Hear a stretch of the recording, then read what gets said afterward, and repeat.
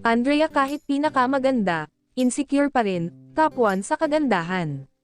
Nandun talaga ang kagandahan kapag ang heart mo ay pretty. So, tinatry kong sabayan yung prettiness ko with a pretty attitude na kapag naiinis kayo, I'm sorry.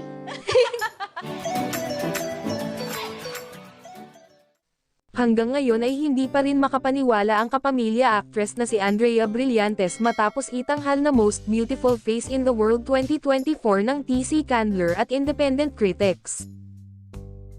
Para kay Andrea Brillantes, malaking ambag ang kanyang magandang mukha upang magtagumpay sa kanyang karera.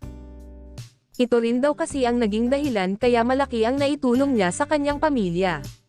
Inamin ng kapamilya star na si Andrea Brillantes na kahit siya ang hinirang na top 1 sa 100 Most Beautiful Faces ng TC Candler noong 2024, may mga pagkakataong nakararamdam pa rin siya ng insecurities.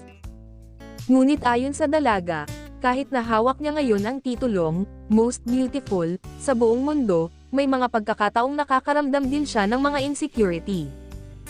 Pero giit ni Blythe, normal lamang daw na makaramdam pa rin ng insecurities. Nasa perspektibo at mindset na lang daw ng isang tao kung paano ito ihahandle. May mga araw daw na pakiramdam niya, hindi siya ganoon ka-pretty. Wala naman daw kasing perfect at maging siya, aminadong hindi rin perfect.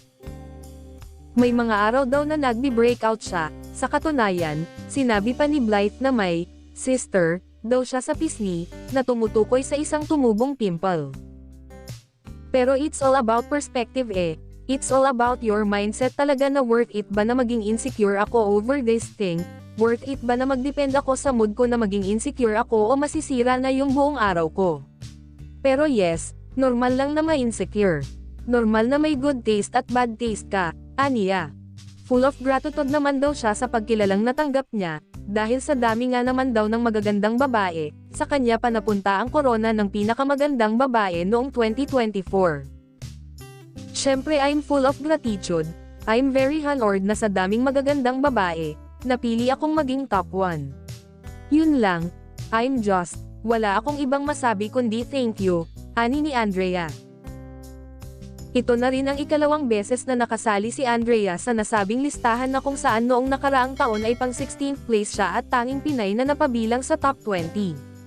Last year kasi napabilang na rin ako pero I think from what I can remember, top 16 yata, doon pa lang super happy na ako. Mapabilang lang doon kahit nasa 50 watt like, syempre such an honor talaga mapili yung face ko ganyan. So nung nalaman ko na parang top 1 ako, ano lang yun, random Tuesday yata yun or something tapos nag-aayos akong buhok, tapos nalaman ko, hala top 1 ako. Pag-alala pa ni Andrea.